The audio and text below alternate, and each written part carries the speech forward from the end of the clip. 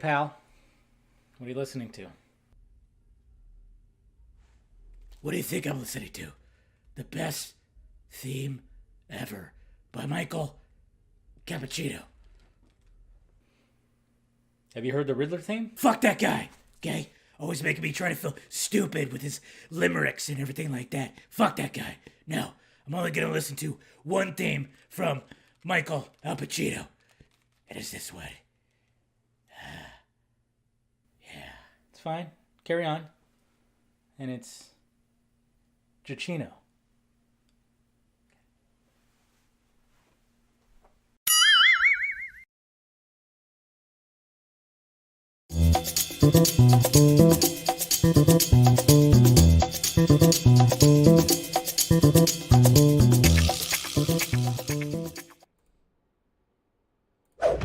Hello! What is happening, everybody? Welcome to Film Chucky Live. How's it going, guys? Almost in January. It's February 8th, 2012. Jesus Christ. 2020. Jeez. Can't even say my dates right now. But anyways, what is happening, guys? Yes, it's 2022. Whatever the fuck, goddamn year it is. Jeez, I'm still stuck in like 2019. I'm like, can we get 2020 back? Can we get all that back? I don't know. Anyways, what's happening, guys? Welcome to Film Chucky Live. Make sure you smash that like, thumbs up. Make sure you subscribe to the channel. Make sure if you want to join, we have a post-show members-only stream that'll happen after this every Tuesday. So if you want to join, go ahead and do that. And of course, we got the Patreon, everything, all that, everything down below. But anyways, what's going on? We got Beer Jason here. What's happening? Let's see. You know what? Let me turn this down just a little bit. I feel like that's a little too loud, right? All right. So let's get started. All right. We got Captain Gator Girl. What is going on? Jason. Apparently, Jason's a legend. You're a legend, Jason. You are. You definitely are. No Jacob. No Jacob. No hello. Only pain. Oh, you poor guy. We got Tyler right here. How's it going? We got Mr. William Powell. You want to ban Jose, apparently? And it's fine. That's right. The Book of Mandalorian. Boba Fett. I wonder how long that episode is. It's coming up.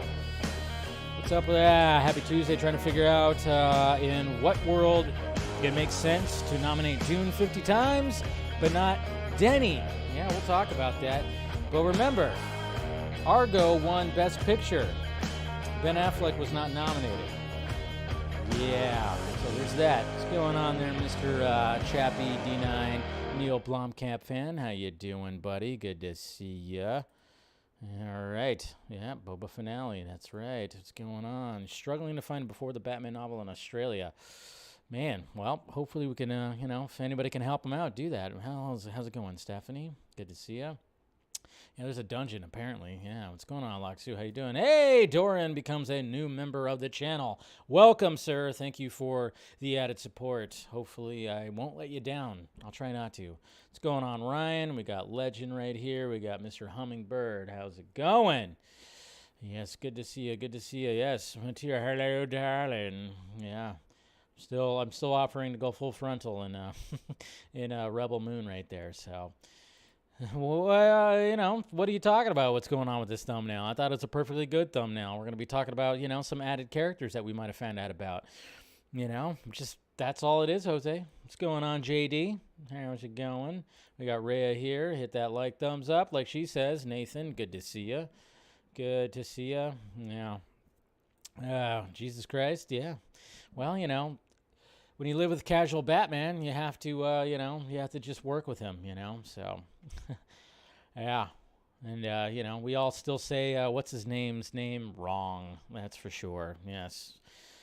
What's going on, Nicotina? We got Andre here. Yeah, sure. Rhea saying hi to everybody. She's saying hi. Let's see. What else we got here? Retracted, huh? Well, you guys are just like talking right now. What's going on, Mr. Chris Lunchbox Rogers? How you doing? We got Kilby. Hey, your music is a little too loud and it makes it hard to hear your voice. Can you please turn it down? Thank you. That's why I started turning it down. I realized that too. So when I have the opening music right here, I'm going to turn it. I'm going to have it down a little bit more. Yeah. This music right here. Yeah, we'll turn it down to like a good volume. so he doesn't drown me out. Because I'm not loud enough. What? What's going on, Rosemary? How you doing? Good to see you. We got Chubby Teddy Monster Productions right here. Hi. How's it going? Good to see you. Good to see everybody. Let's see. Turn down for what? Yeah. All right. So we got all that. Let's see. We got people. We got Jesse here. Good to see you, buddy. We got Selena Kyle right here. Always great to see you. Always great to see all you guys. Hope you guys had a good day. Everybody's good. All right, we're good. We're going to talk some Zack Snyder's Rebel Moon. I really hope he puts his name on it. Oh, man. I really hope he still, I hope that he takes a page out of what he did when it came to Justice League. It's like, you know what? Put your name on it. I mean, that's what I loved. If you watch on Netflix, in the movies that made us, you watch certain things and, like the newest season, they talk about how certain people put their names on certain things. I mean, I guess if you didn't make the movie, maybe you shouldn't put your name on it, because there's that whole thing about Tim Burton's A Nightmare Before Christmas. It's like, yeah, the concept came up. It was his concept, but he didn't direct the movie. So there always is that little thing where people think that Tim Burton actually directed A Nightmare Before Christmas. So I don't know. But he did come up with, I guess, the ideas. He laid it all out there. So, I mean, they do that. Quentin Tarantino Presents, that was always a thing, But he should put his name on there, Zack Snyder's Rebel Moon. We'll talk about that. We'll talk about Robbie Pattinson talking with GQ. Talking a little bit more about the Batman, of course. And then, hey, Oscar noms, Oscars. Does anybody really care about the Oscars? No. But everybody gets all huffy-puffy every time the fucking Oscars get nominated. All the nominations, when they get released, everybody gets all huffy-puffy, and it's like, you're not going to even watch it anyways, right? Yeah. I mean, let's face it, who cares about award shows anymore? But, I mean, I guess it is fun to talk about discussions, and then, of course, seeing what they're recognizing as good performances, good whatever, good films, great cinematography, special effects, and all that stuff. But there's always snubs. We're always going to see the snubs. I mean, it's political. And then, of course, there's a new Lightyear trailer that I have not watched yet, and I'm going to watch with you guys. So we'll have some fun with that.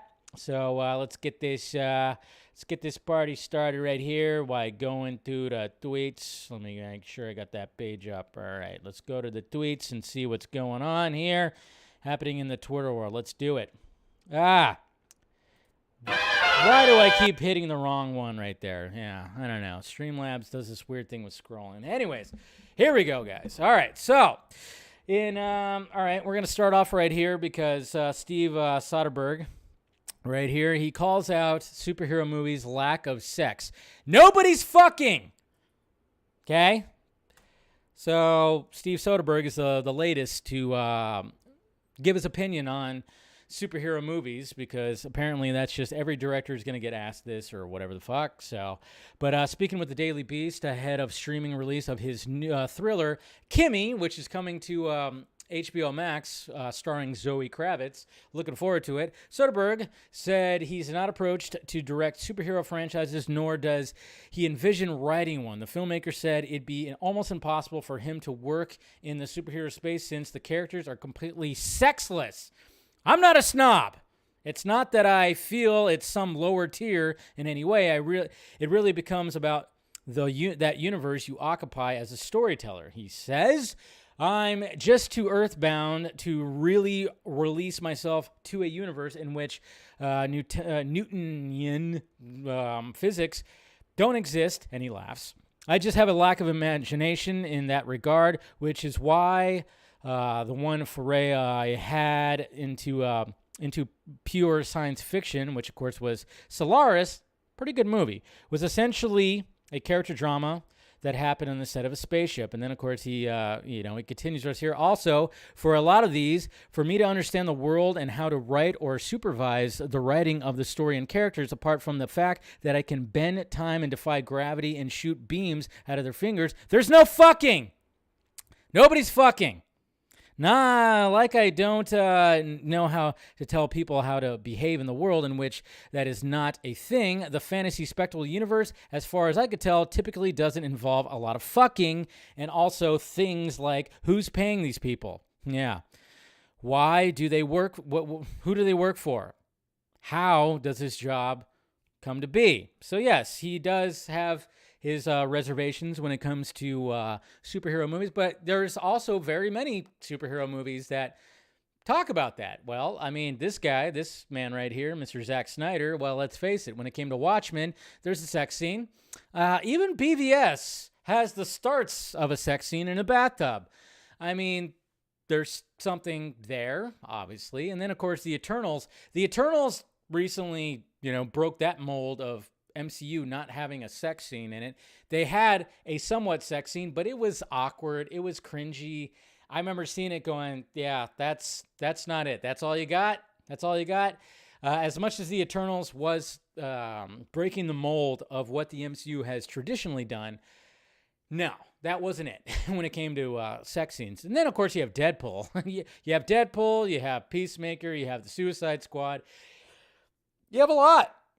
There's a lot out there. So, Mr. Soderbergh needs to update that a little bit because, it's things that he said people are doing. Who's paying these guys? Well, look at The Boys. Look at The Boys. Look at the show The Boys. That kind of talks about the whole corporate sponsorship of superheroes and whatnot. I mean, there's stuff right there too. So he just needs to realize that there is that sanction of the superhero, the CBM world that does have people fucking, and those questions that he was asking answered right there. Oh, that bathtub. Yeah, that's right, Selena, right there. It was like, it was not fully a sex scene. We didn't see any thrusting happening, but we saw the beginnings of what could have been a very hot bathtub scene. So there you go. I just thought it was funny. So yeah, there you go. Yeah, this guy, I mean, I'm sure if he could, he'd put more fucking in CBMs. He would. Okay. Channing Tatum, he talked about, remember when 21 Jump Street and Men in Black were going to cross over? Because why not? And to be honest, I thought it was actually a pretty good idea, but he actually talks about how, it says right here, Channing Tatum says the 21 Jump Street and Men in Black film was one of the funniest scripts he's ever read. If Sony would ever do the hard work and figure out the producer problems that are inherent with that film, I think we can still do it. I'm still rooting for it. If they came up with something when it came to this crossover right here, I want to see it. I was actually excited for it. I thought the two 21 Jump Street, 22 Jump Street movies were hilarious. They were absolutely hilarious. They didn't take themselves seriously. They were having fun, obviously. And then when it comes to the Men in Black franchise, well, I mean, obviously the first one is a classic. It's a classic movie. Love it. Second one was kind of like, all right. And then the third one, I think, is actually better than the second one because I love Josh Brolin playing Young K. And I thought the whole time travel thing was cool, but it got a little Looney Tunes. It definitely did get Looney Tunes when it came to Men in Black, the Men in Black franchise. And then they tried to do Men in Black International with, basically like half the fucking Thor Ragnarok cast. And it was awful. It was absolutely awful. I don't know what the hell they were thinking when it came to that movie. I barely remember that movie. It was awful. This would be a way to go. Cross them over. Why not?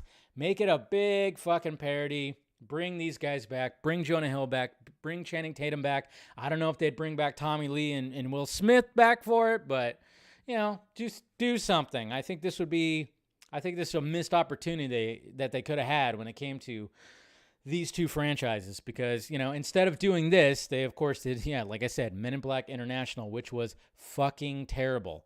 I remember just being in the movie theater going, oh, my God, what are they doing? What are they trying to accomplish here when it comes to this movie? I didn't even understand it. It was so bad, man. Yeah, definitely. It was dog water, big time. I agree with you there, nerd mastermind. Holy shit, so bad. So come on, listen to Channing. All right, he lost the Gambit movie. He lost this movie. Let's give him something at least. Come on. Rico right here making this Bale Batman art right here, which looks pretty cool. I thought that was cool.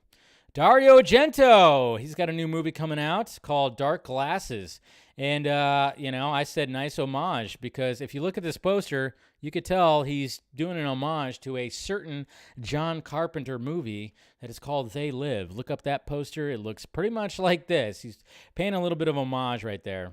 So, I'm gonna have to like seek that movie out because something tells me it's not gonna be easy to find this movie, but I'm sure it's gonna be something interesting. Mr. Argento, of course, yeah. So, yeah, and then of course we have a new Lightyear poster right here, which yes, I'll watch the trailer with you guys, so that'll be cool. Hey, 46 years ago, oh man, 46 years ago this movie came out. Man, I tell you what, Martin Scorsese's Taxi Driver, of course, released 46 years ago. Crazy batshit movie. Whatever happened to Sybil Shepherd, man? Man, she was foxy. Definitely was. Of course, Harvey Keitel right there. Great movie. Of course, Martin Scorsese, classic. And then, of course, speaking of Watchmen right here, look at this beautiful GIF. Mr. Manhattan trying to become Mr. Manhattan, I guess you could say. Pretty awesome. And happy birthday to you. Happy birthday to the maestro. Happy birthday to John Williams. He is 90 today. Jace, this guy has too many iconic themes under his belt. Star Wars, Indiana Jones, Jurassic Park. He did Jaws, right? E.T. I mean, how many freaking goddamn iconic themes did this guy make? The GOAT, the absolute GOAT, 90 years strong, man. So happy birthday, of course, to Mr. John Williams right there. Awesome stuff. And hey, look at this. We have apparently, when it comes to the Super Bowl, we're going to be getting a preview, a little TV spot during the Super Bowl of Nope. When it comes to Jordan Peele's next movie. So they did this, they released this where, it froze up. Of course it did. But they did this whole thing where, they had like a conglomerate of course, Get Out and Us. And now we have Nope. So I wonder if it all takes place in the same universe. So yeah, the first trailer for, it's not going to be, I'm sure what's probably going to be the case is they're going to release a full trailer online, but you're only going to see about 30 seconds of it on the Super Bowl because, yeah, well, when it comes to the Super Bowl, it costs probably about $1 million per second when you want to debut something on there. So you got to be careful with that. And then, yes, hopefully you guys got your tickets. Got your tickets for the fan first premieres when it comes to AMC, IMAX, all that stuff, March 1st. Hopefully you guys got your tickets. Who got their tickets out there? You guys got your tickets? I know I got mine. Matt Reeves, of course, tweeted it out. Good stuff. Hey, we're going to get a teaser trailer for Alex Garland's next bit of content right here called Men. Interesting. We're men in tights. Yeah. What haunts you will find you. So here's the poster right here. Hey, I'm all about Alex Garland content. Love everything this man has put out. I've loved. When it comes to Ex Machina, Annihilation, and let's face it, I think he is more the brainchild behind Dread. If anybody wants to go down that rabbit hole, pretty certain that Alex Garland had, it was mainly him when it came to Dread. But then, of course, we had Devs that was on HBO, which was crazy.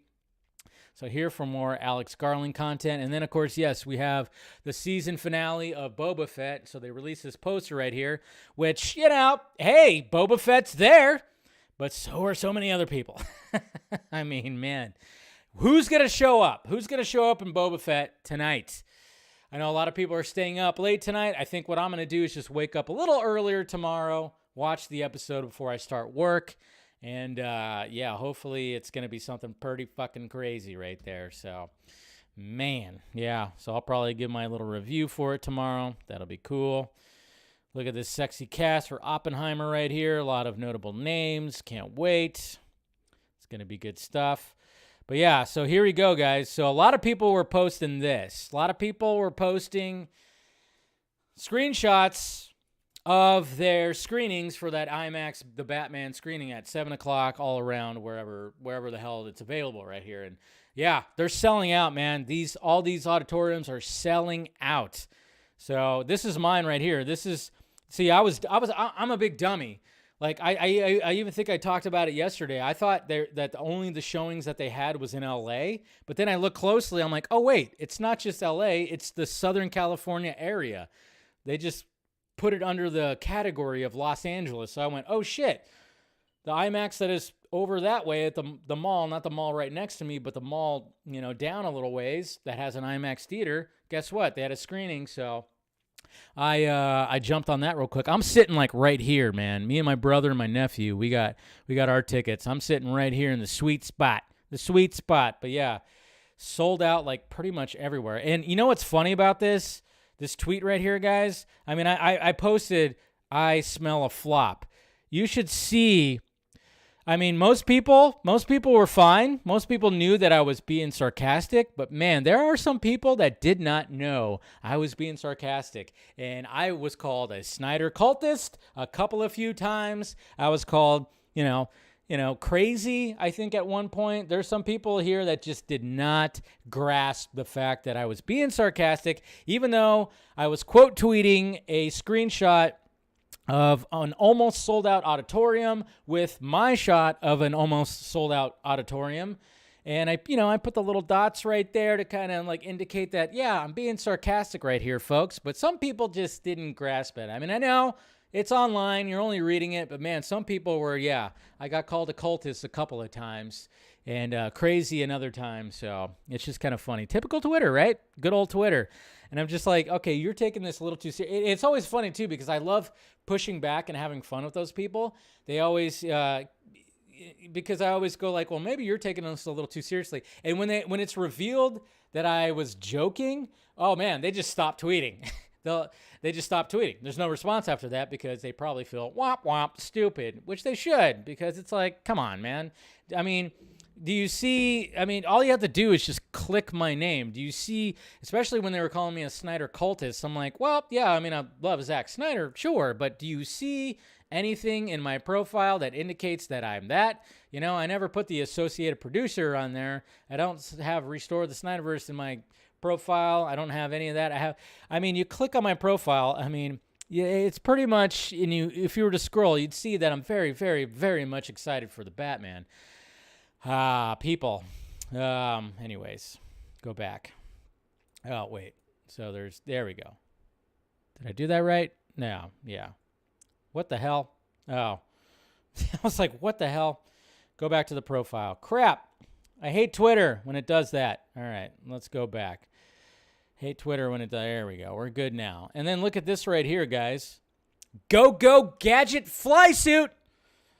So apparently, everybody's wondering, like, how does the flight suit work? Apparently, he just has to pull something on the side right here, and the fly suit just kind of comes out of the cape. So it looks like the fly suit is built in within the cape, built in within the suit. That is awesome. So there you go right there. If anybody was wondering, how does he have that squirrel fly suit, whatever you want to call it? Apparently, he just pulls something, and it just fucking comes right out right there. Comes out of the cape, it looks like, so... Pretty cool stuff. And then right here, exclusive, Rupert Friend is playing Grand Inquisitor right here for Obi-Wan Kenobi. So, obviously this is another character from the animation right here that's going to be showing up in the Kenobi series apparently. So, yep, there you go. I believe he was wasn't he in one of the Hitman movies? I think possibly. I don't know. And on this date, in 1969, these two shared a drink right here. So, yeah, February 8th, 1969. That's when that happened. Cool. Look at this beautiful image right here of a billboard for the Batman. I'm telling you, they're doing good when it comes to marketing. They're doing good. So, Mission Impossible. Yeah, Mission Impossible.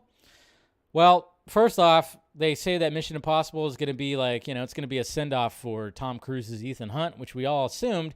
But apparently, the budget for Mission Impossible 7 and 8, I don't know if it's just 7.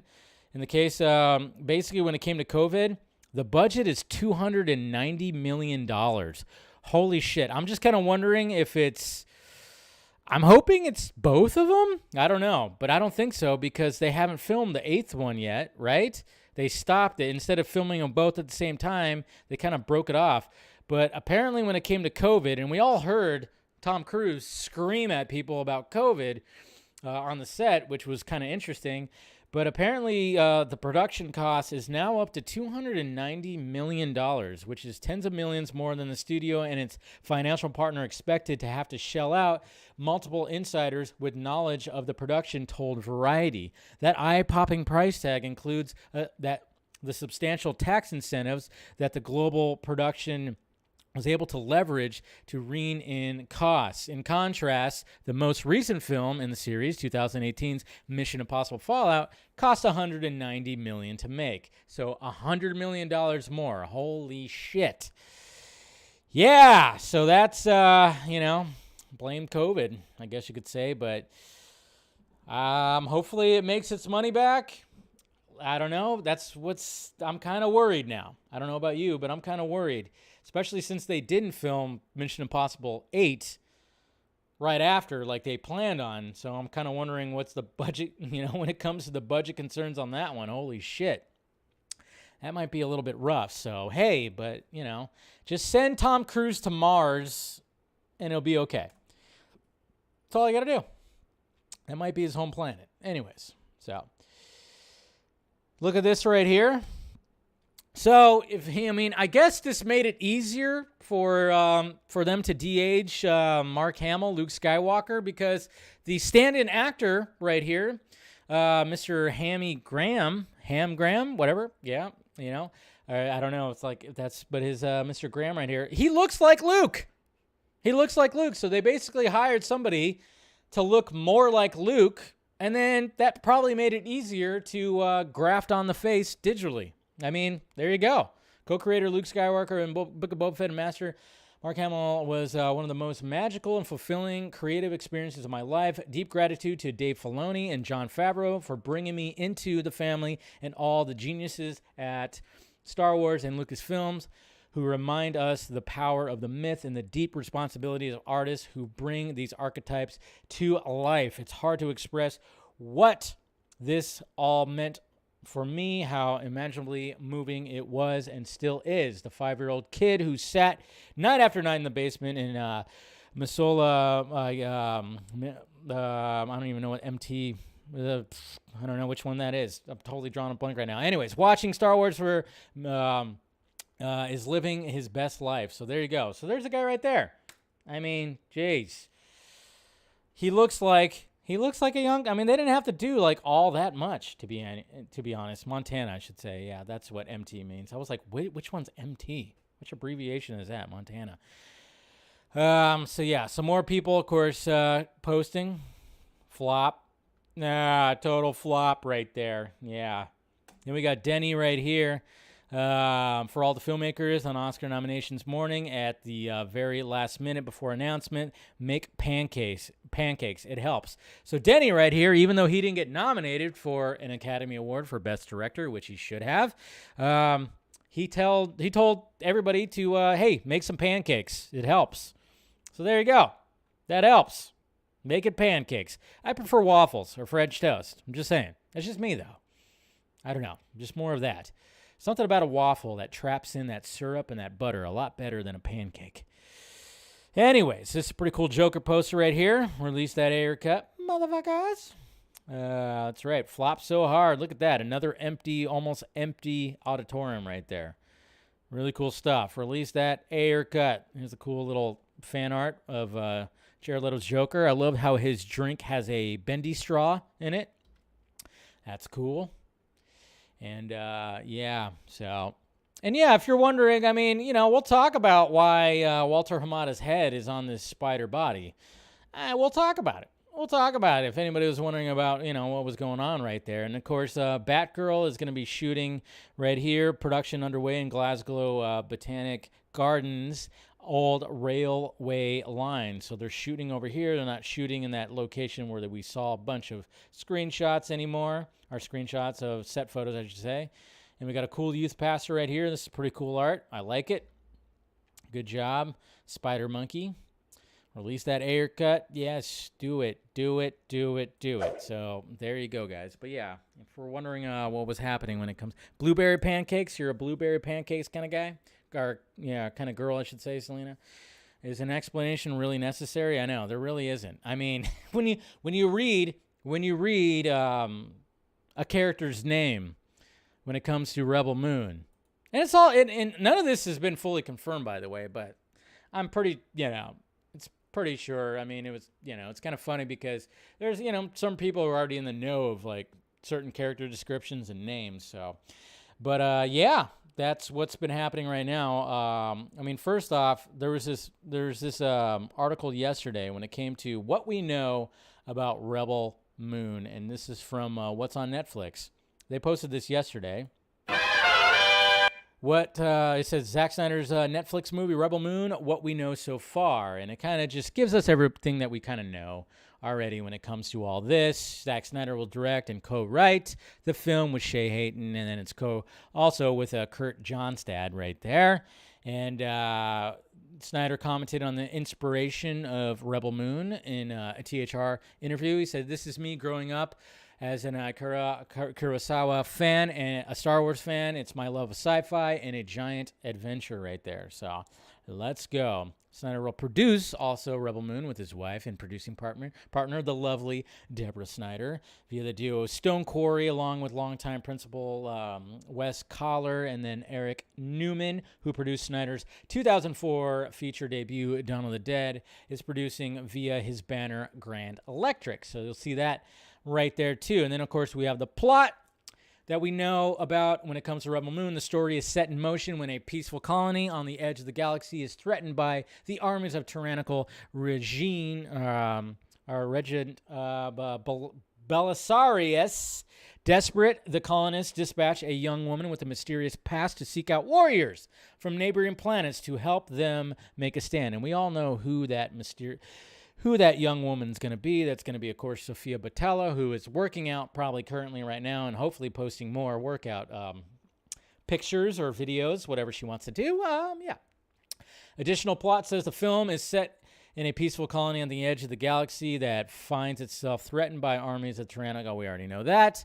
They dispatch, it's pretty much the same thing when we got an additional right there. And, of course, we got the concept art that he released. Hopefully we get more. Who's in the cast? Boutella is most known from, of course, Kingsman and Atomic Blonde, Star Trek Beyond. 3 other characters we know are being cast include noble, charismatic, and imposing, commanding, and brutal to the point of being sadistic. Gunnar, handsome and physically fit, serious, earnest, and dependable. And a lot of people want Ray Fisher to play that part, which I'm totally I'm totally about that when it comes to Rebel Moon. Belisarius, if I'm saying that right, probably not, a ferocious, cunning warrior.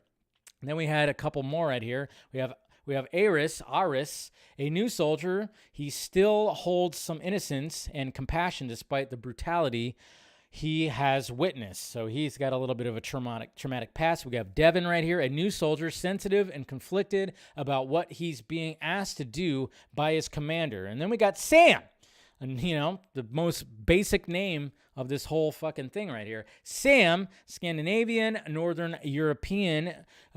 She is kind, gentle, spirited, hardworking farm girl. Even though she's not worldly, she is welcoming to the foreigners who arrive in her village. Wonder if, possibly that could be Sophia right there. Who knows? And then, of course, the production will take place in Inyo County, California, United States. Like I said, Inyo County, about 4 hours that way. So fingers crossed, guys. Let's see if it happens. Going back to Star Wars, Inyo County was filmed. Yeah, that's where they filmed some Star Wars sequences, too. What's in development? History of Rebel Moon, we've talked about that. What's the Netflix release date for Rebel Moon? Netflix hasn't set a date for Rebel Moon yet, but considering the potential scope of the production, we shouldn't hold our breath, as the films this scale will take a few years to make. 2023 will probably be the earliest. I'm thinking part 1 right there. Part 1. And then, of course, we have right here, the Illuminati decided to release a little bit more when it comes to Rebel Moon right here. So, exciting new details shed light on Zack Snyder's newest sci-fi Netflix film, exclusive. I love it when these sites just love to use that word, exclusivo. Yeah. Zack Snyder, blah, blah, blah. Okay, Rebel Moon, blah, blah, blah. Okay, we've heard about this. Hollywood Reporter. Also revealed a brief logline of Rebel Moon. The film begins with a peaceful colony. We've already read all that. New characters detail right here. So obviously we know about these characters right here. We just talked about it, of course. But we have a different one. One that's called Harmata. Harmata is described as a lethal and ageless half-woman, half-spider. She preys on vulnerable children as a twisted vengeance for the loss of her own. The role will include some prosthetics and fight training. That's right. Zack and company named a character that is a half-spider Harmata. That is why you see Walter Hamada's head right above me. Because it's kind of like, really? You're going to call it a Harmata, huh?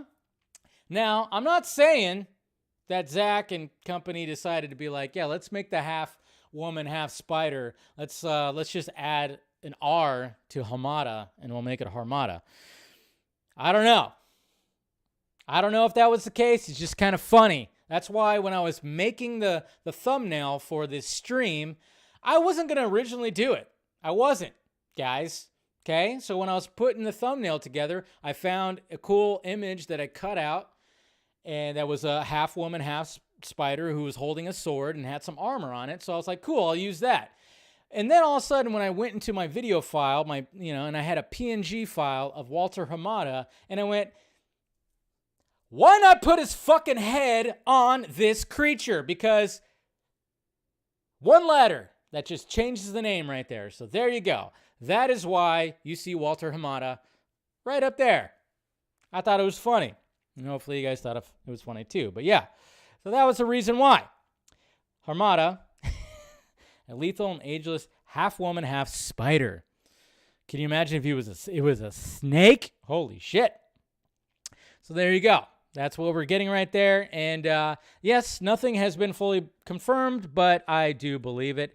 I think the last time when we were talking about who was going to be in this, so Ready the Harmata, yeah, there's also that. But I just have a feeling when it comes to future, like Planet of the Dead, when it comes to Rebel Moon, there's going to be some slight references to his experience at Warner Brothers. I wouldn't be surprised if that's the case. Yeah, it's like at Warner Brothers. I mean, I would imagine that within the writing of some of this stuff, it's like make some parallels to what happened when it came to him trying to make the DC content and the hell that he got from certain people at Warner Brothers. I mean, it'd be hilarious if there were some other names that he names some of these characters that are evil. I mean, can you imagine if there was like a Toby character or a Tobias or something like that? I mean, that'd be awesome if he did that. He made a very evil character that name, but right now it just was kind of like Harmata, and a lot of people were kind of going, all right, I think we read you, Zack, but then again, who knows? And I don't think if you actually would have asked Zack, was that intentional? Did you mean for that to be like reference to Walter Hamada? He would say no. I'm sure he would. But, that's why I'm like, man, maybe I should, hey, bud, is this really? Because, we all know that Walter Hamada is a cocksucker, okay? That's not my quote. So there you go. Yeah. So that's why I put Walter Hamada's head on that spider body. It's good. I was like, all right, and I fit it right on there, and it was actually pretty. The fact that it fits so well, it just fits so well on that spider body, man. And you see that in the thumbnail. I mean, look at it. Just look at it. Look at it. It fits so well on the body. That just kind of shows you something right there. Just saying. Yeah, suck at Warner Brothers. Suck at Warner Brothers, man. There you go. So hopefully we get some more information soon.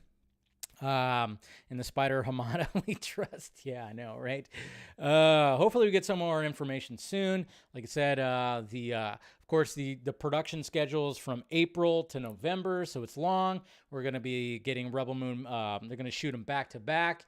So that way, who knows when they're going to release them. My guess is part 1, probably 2023. I would say part 2, maybe 2024. I don't know the details or anything like that, but hopefully we can get Zack maybe back on the Vodka stream soon or something like that, and we get some more information and everything. But that's what we know about right now. We know some character names, some descriptions. Obviously, we know Sofia Boutella is going to be in there, and now we have this new character that's going to be, part spider right there. So thank you, James. Appreciate that. So good times right there. All right, Robert Pattinson, talking a little bit more, well, way more, I guess you could say. Obviously, we're going to be getting more and more stuff when it comes to Robbie Pat, but he had a GQ interview right here. So here's the 2 covers right here. It's hard to believe that this man is Batman. It really is. So we got him right here with his spiky hair, couple chains around his neck, and a green suit, showing that chest hair. Who is Robert Pattinson? And then we have the David Ayer version. Just kidding. Well, I mean, it's interesting. I mean, he does resemble kind of Joker-ish. He's got the teeth right there. He's got the chain still, wife beater, and he's got crazy blonde, messy hair right there. But I'm not going to play the video because I know I'll get dinged for it because it's GQ. But right here, though, we'll listen a little bit when he talks about the Batman right here. I got the audio on, so let's just listen. Not gonna play the video. Hopefully, I could just get away with just playing a little bit of the audio right here. It's just him, anyways. It's not like it's anything fancy when it comes to that stuff. Just total freaks all the time. Like, he is a freak. Yep, there you go. There's the freak thing that he talked about. You look at things that feel incredibly out of reach. It's such the kind of the jewel in the crown of characters. You know, you really could be doing more for this city. It really is, right?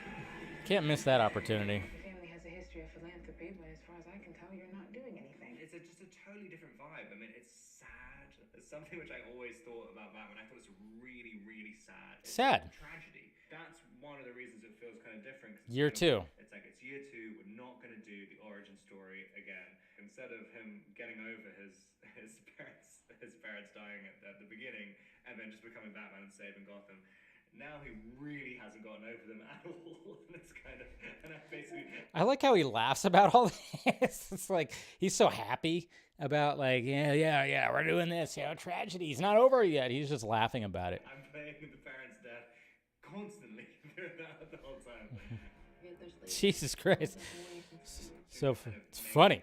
Like that, and if you look at it very literally, or like from an emotional context, it does end up becoming kind of something kind of strange, and it's always kind of shocks you what comes out of it. I mean, I didn't really realize how sad it would make me feel. There's something about his relationship with Selena Kyle as well, and it's very present in the graphic novels. I mean, I think a lot of those writers really touched on that. There's ways to reinterpret that character. I mean, an infinite number of ways. This is the maybe 9th or 10th Batman movie. It does feel incredibly different. It's funny. Yeah, I think it's around that. Who are in the movie, and everyone else said like, no. And even Matt said, like, don't watch the other ones. Don't watch any of the other movies. Don't be thinking about that kind of stuff too much. But I was like, I've already seen all the other movies. I know, it's like, don't watch them. You've already seen them all. It's not like you're trying to rescue like a dead character. I mean, they're all like really, really good portrayals. And I kind of really watched a lot of them on the run up to it to just see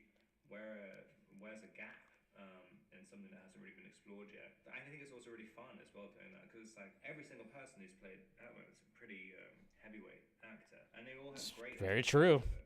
And very, very different. So it was fun watching them. I definitely don't have a favorite. No. See, I was wondering about that. Will he actually say who is his favorite Batman? I think though, when he talks about the voice, he talks about Christian Bale a lot. He really gives a lot of praise to Christian Bale in the voice when it comes to the Bat voice. I mean, I think Christian Bale did like just. Say. I mean, it's so kind of iconic, like the voice he was doing in it. But it's sometimes. To not do that. Where were the other drugs going? It's really hard to get into an artificially lower register. I mean, and to do it a long time, because I mean, there's a lot of scenes in this as well where you're kind of, there's a long dialogue scenes. So that's another thing too, is like, especially with Christian Bale, it's like not only do they have to like talk in that low kind of voice, but they're also British. I mean, they have accents, so they also have to do that as well. So I mean, not like it's anything like too crazy, but you know, just adds a little bit to it. Batman, which is quite unique out of a lot of the other movies in the series, and trying to kind of stay really, really low and have kind of nuance in the lines and stuff. I mean, it's really hard. It's really, really hard. When that light hits the sky, it's not just a call. It's a warning. I think I was doing vocal exercises without actually knowing they were vocal exercises. I think your larynx or something just got strengthened when I was doing the movie. When I was doing ADR for it, I mean, I couldn't even do the voice again. I mean, I had to kind of, it had completely reverted. Let's talk about the ADR. Who are you under there?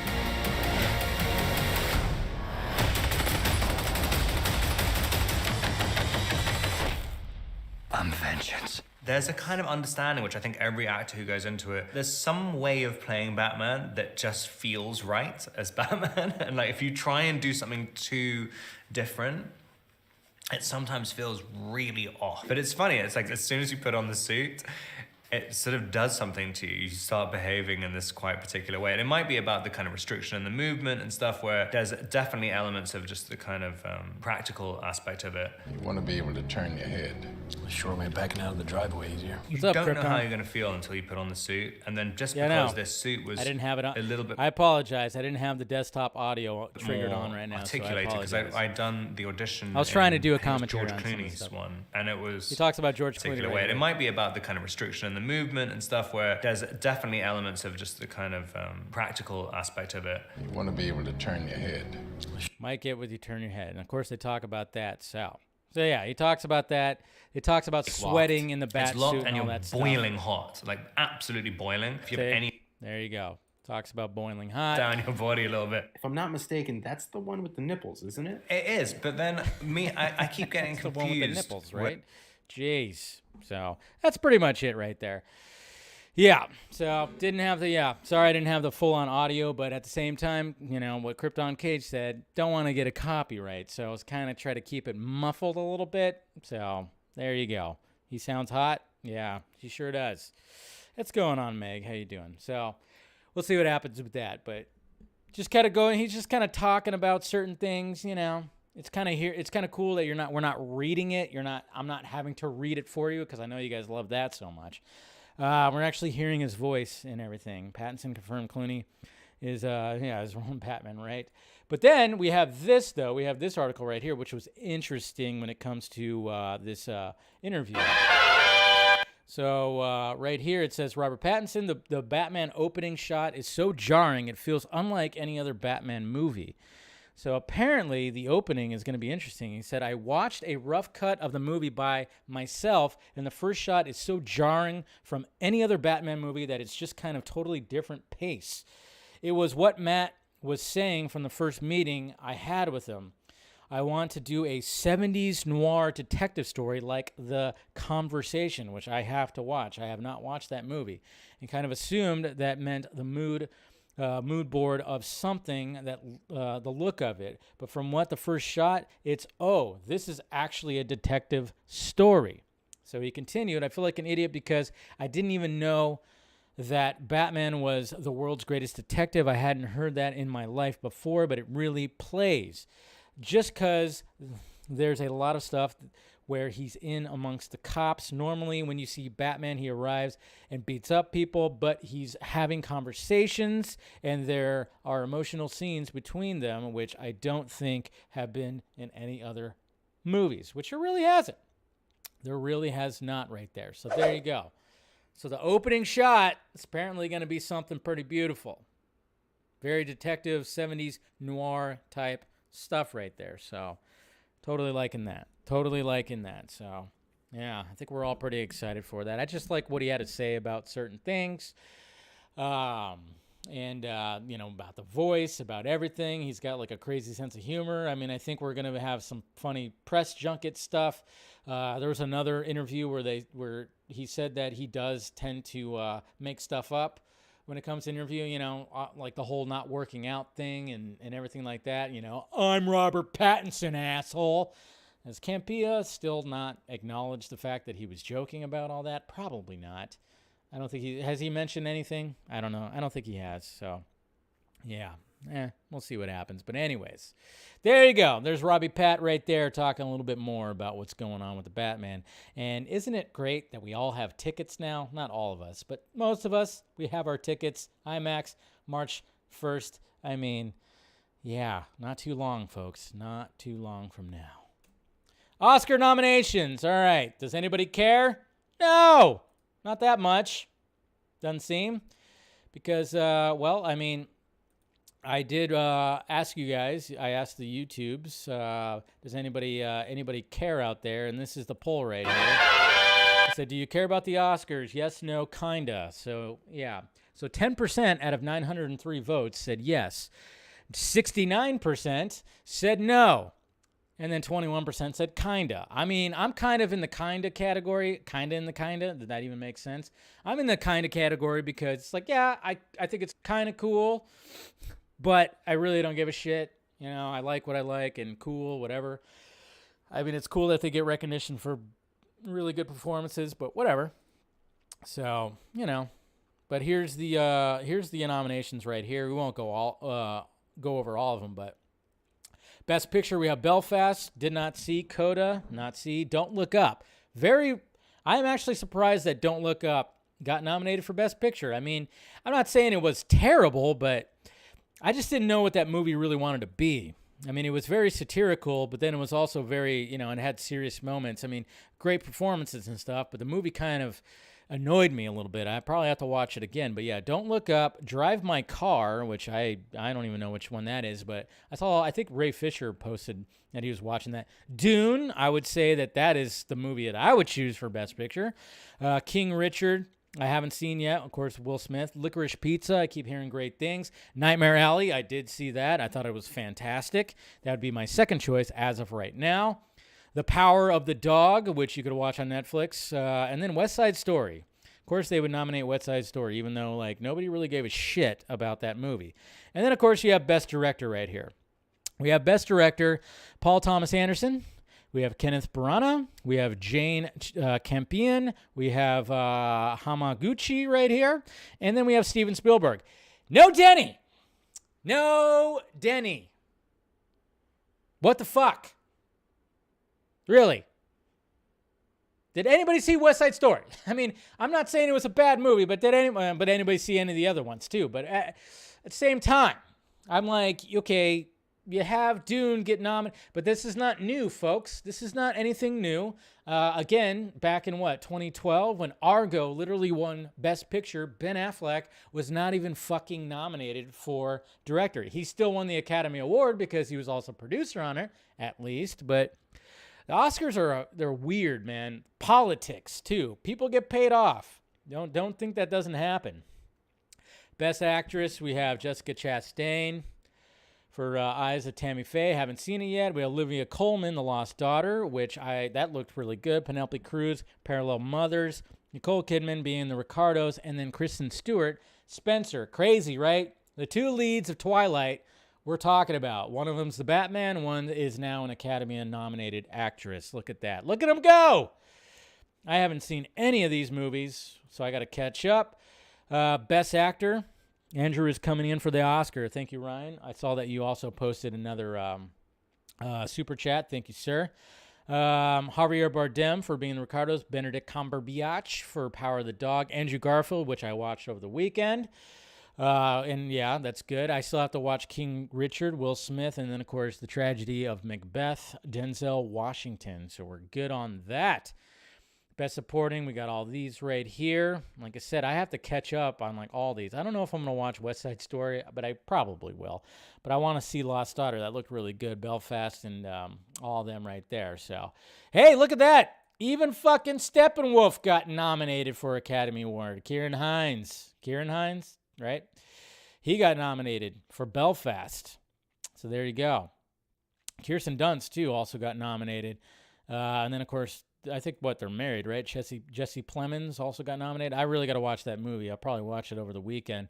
It's on Netflix, easy to get to, unlike some of the other ones. So, and then of course you have costume design, best sound, all the technical stuff, adapted screenplay, original screenplay. And again, don't look up, man. They're really loving that movie. I just didn't think it was Oscar worthy. I really did not think that movie was Oscar worthy. But, you know, what am I? I'm not the Academy, right? I am not. Original song, cinematography. I mean, of course, Dune, Greg Fraser is there. But again, no Denny. No Denny. That's a travesty, man. Best visual effects, Dune. Free Guy, No Time to Die, which is interesting. I mean, I know they did visual effects on there. You don't notice them because they're trying to just help out the stunt work that happens in there. Shang-Chi, which that's well deserved, and of course Spider-Man: No Way Home. But yeah, it's just kind of funny. Anyways, no Denny in the Oscars. No Denny.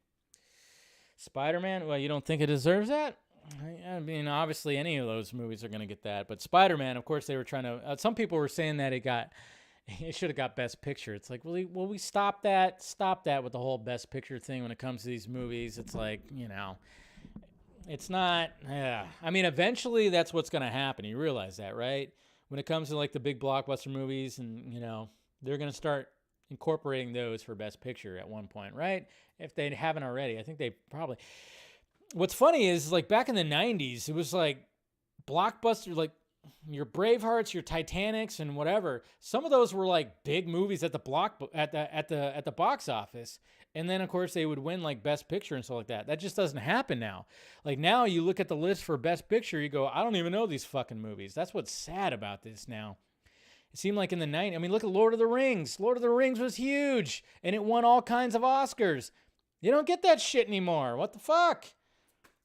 I think that was pretty much the last time where it was like everybody was like super excited to see what, who was going to clean house and whatnot and what was going to get Best Picture. And people actually went out and saw the Best Picture. They don't go and see these anymore. I mean, fucking A, man. Nightmare Alley, people don't know what the fuck that is. When you look at the Best Picture category, I mean, people just don't even know what these movies are anymore.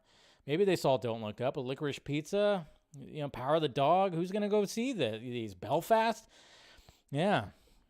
I mean, Don't Look Up, Drive My Car. I didn't even hear about that movie. That's the only movie I was like, I don't even know what that is.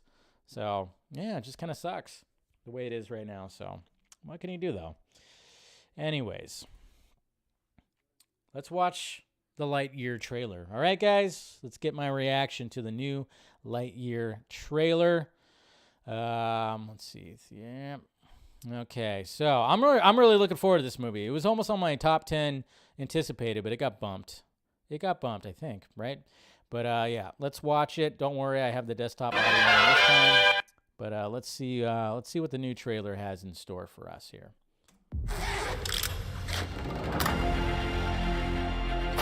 A year of work for a 4-minute flight. Isn't that something? We're all ready if you are, sir. Well, let's go find out if this... I will miss Tim Allen's voice. Perimeter. See, look at that. Thank you. We have a little bit of monster blood right there, huh? Buzz Lightyear mission log. After a full year of being marooned on this planet, our first test flight is a go. Let's get everyone home. Good luck, Captain. What the hell is this creature? Roger that. All right. There's some creature that just grabs people? See, the visuals look really good. There's a star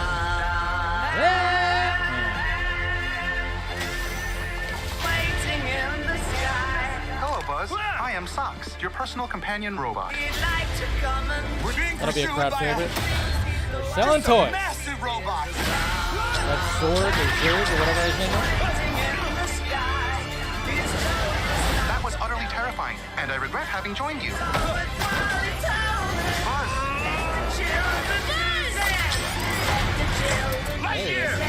Let all the children begin.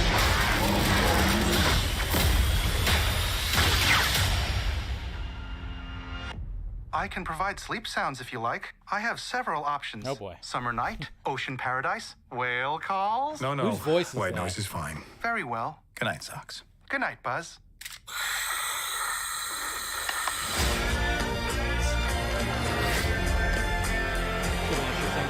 There you go.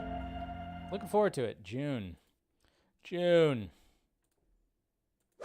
I just wonder if this is I guarantee you they have already like a treatment for like a Woody spinoff, you know? I guarantee you they're going to have like if Lightyear is going to be a success, which it probably will be because it looks good and it's Pixar.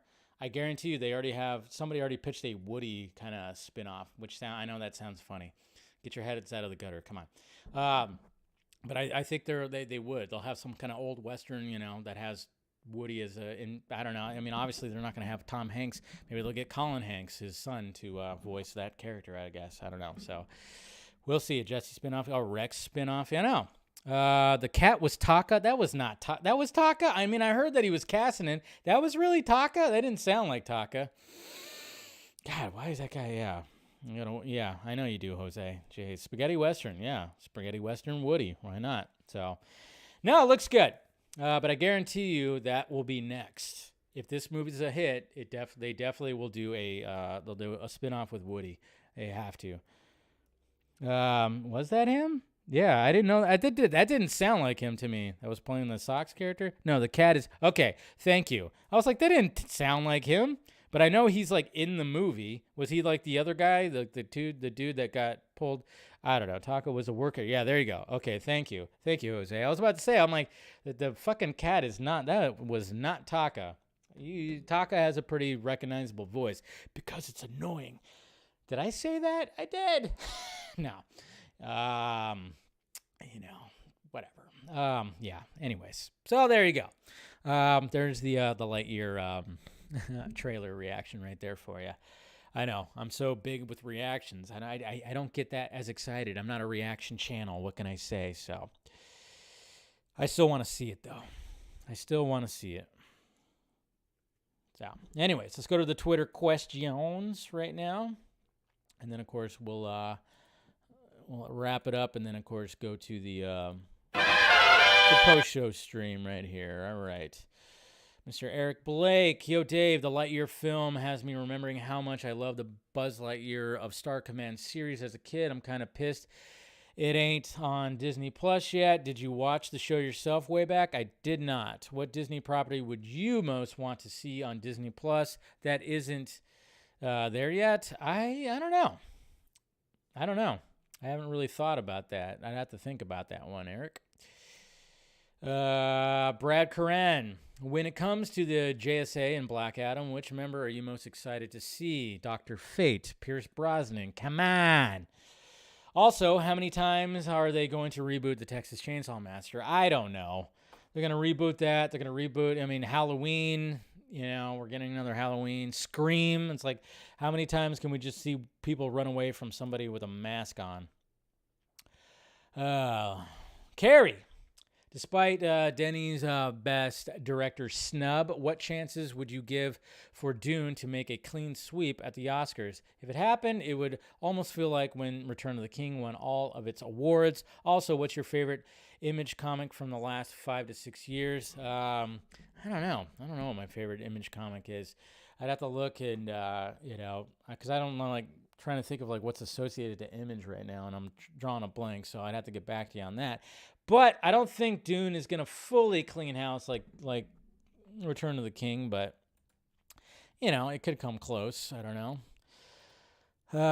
Hopefully it gets a lot of recognition, but yeah, we're all just kind of like going, why no best director? It doesn't make sense. Just think it's funny how Ben Shapiro described Joss Whedon. Yeah, this is why I had, that drop for a while that said, I want to see the Snyder Cut because Joss Whedon sucks, but yeah. I despise Joss Whedon. I don't think he's a good person. I don't think he's a good director. I despise Joss Whedon. I don't think he's a good person. I don't think he's a good director. I despise him. That's right. I think he's doing some terrible stuff. I like Zack Snyder. He did a great job. That's right. And, so just saying. And I wear a yarmulke all the time. I know a lot of people don't like Ben Shapiro because of his politics. That's fine.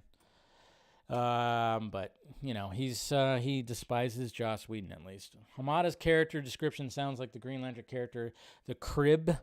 I mean, very much. I'm wondering what it's gonna look like. But yeah, look at that thing. That is fucking creepy. Keeping all the kids right there. Hoi! Kind of does sound like that, doesn't it? Yeah, you're right, Clement. Oh man, Chunky Dickster. Have you seen these? That would have been a fire poster. Also, I honestly think Batman has a chance to hit 200 million opening weekend, and I'm saying it right now. It has a decent chance to hit 1.5 billion dollars. Yeah, Papa John's is also going to be doing some marketing for the Batman Any Large Pizza coupons and posters, all that stuff. So they're doing good with the marketing. They definitely are. Cooper Knox, when are you going to start producing casual Batman NFTs just so we can screenshot them and without paying you? Right? Hey, you know, that'd be pretty sweet. Do some of those. Ryan, Mr. Ryan Platts, I wish we had cool things like this here. Maybe at the fan screenings, they'll give stuff away, possibly. I know, look at this. Little popcorn holder right there, a little chest. They also had the tins too that looked pretty cool. But yeah, I hopefully get something like that. That'd be pretty sweet. Sire, until the Spider Bot Armada and Goff Johns. If you don't get it in Peacemaker, yeah, I get it. Okay, Jones, I should say. Still there. Warner Brothers will not have my money. Okay. No, nothing wrong with that. Jacob, when someone tells me the Batman is going to flop, bye, Felicia. Yeah. That's pretty much what we all think about. Dorian, hey, Dave, I've had this theory for a while. The Flash opens the multiverse. Earth 1 is the Snyderverse, and Earth 2 is the Keatonverse, where Batgirl takes place and where Supergirl is from. It makes more sense to me that they would just introduce the multiverse. Yeah? We'll see which one's Earth 1, Earth 2, or whatever the fuck. Who knows? Soups Kenobi also said, define irony. Joss Whedon, who wrote this line of dialogue, turned out to be an abusive piece of shit whose career is so far down the toilet, not even Mario could rescue it. Nice one. Well, I'm a big fan of Justice. I'm also a big fan of Justice. I hate that line so much. And then Andrew, which one of these is your favorite and why? Monsters, Inc. They're all good. But I would have to, if I were to rank them, it'd be Monsters, Inc., Toy Story, and Nemo. I don't know. I just like the concept of Monsters, Inc. I love Billy Crystal. John Goodman's voice supplied for it. Boo is adorable. I just like the concept of the whole like monsters in your closet kind of thing. I just thought that was a cool concept. But Toy Story is not that far behind. I know that was like the beginning. That was the beginning of this whole thing. And I love that movie too. And the whole, you know, because even right now, you know, when you got my Funko Pops and my McFarlane figurines and shit like that, it's like, man, the idea of them coming to life. They're coming to life. I mean, obviously, when you're a kid, you bring them to life and you're like playing with your toys and whatever. So those concepts I thought were pretty cool. Finding Nemo was good. I mean, don't get me wrong, it was great. I didn't like it as much as the other two, but strictly because of the concepts that really hit that nostalgia factor of, yeah, a monster in your bed, monster in your closet, or your toys coming to life, you know? There's just something about those concepts that were pretty cool when it comes to all that stuff. So there you go. Yeah, Toy Story definitely is a blueprint, Carrie. Definitely is a blueprint. All right, guys, let's go ahead and wrap this up. And like I said, of course, members, if you want to become a member, we'll do a post-show stream right after this. I'll post it on YouTube as I usually do, so I'll see you guys over there. Everybody else, I'll see you guys tomorrow, Wednesday, of course. And we'll have a good time with that. We'll see what happens. Hit that like, thumbs up. Hit that notification bell. Make sure you subscribe to the channel. We got the Patreon right there if you want to support the channel even more with the Patreon. Always appreciative. Trying to put more exclusive stuff on there. And then, of course, the Film Junkie Closet with merchandise down below. All right, guys. Members, I'll see you soon. Everybody else, I'll see you tomorrow at the same junkie time, same junkie channel. All right? Talk to you later.